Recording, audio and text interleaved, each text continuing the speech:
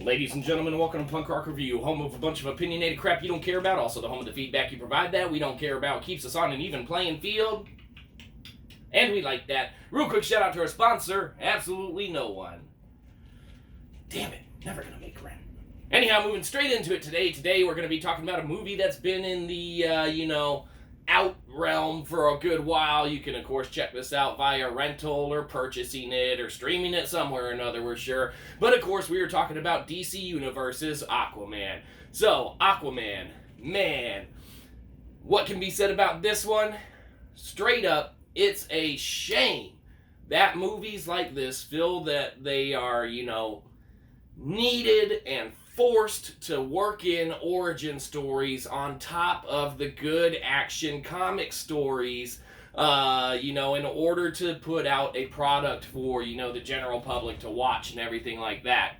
And, while it's inclusive for folks who may not know the backstory of characters and events and things like that, it really ends up holding up the good stuff and making it, with the, mix with the bad stuff, and just, trying to incorporate the two, resulting in a mediocre flick with some great stuff, which could have been a really good movie with great stuff. Speaking of which, there is some really great stuff in this flick. However, there is some bad stuff as well. And it's, just that kind of fine line that can't seem to be divided. Instead of just sticking with, a script and a story and kind of going through, it's like, well, Billy and Susie don't know who Aquaman is, let's work in some origin story. And then the executives are like, but won't that add about an extra hour worth of crappy content to the movie when we try and put this storyline together with this? And the executives are like, yeah, but that's okay.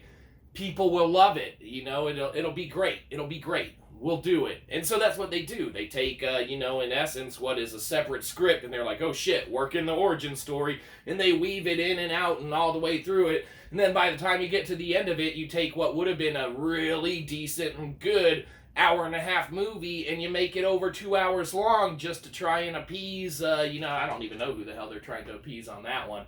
But, it is a holdback, it is a shame. There's some great scenes and some really good stuff in Aquaman, but unfortunately, the movie's just held back by all the other stuff that they, try and introduce to the, general viewers and everything like that.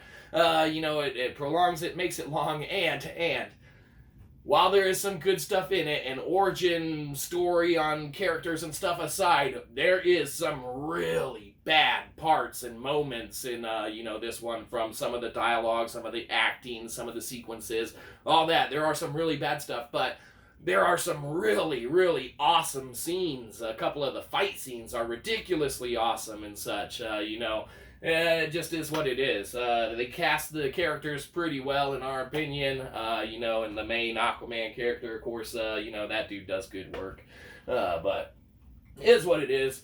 Aquaman, DC Universe, what can be said about you?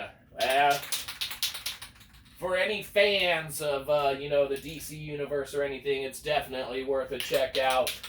For anyone who doesn't even care about an Aquaman, I'd skip it over if I were you. But for everyone else who just wants to watch something, it's just an okay movie.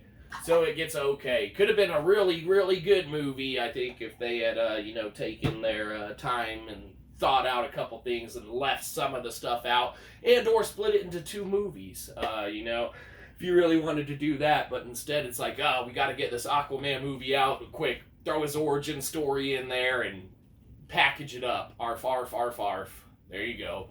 Anyhow, have a good one, you probably didn't. We'll catch you next time. Probably won't.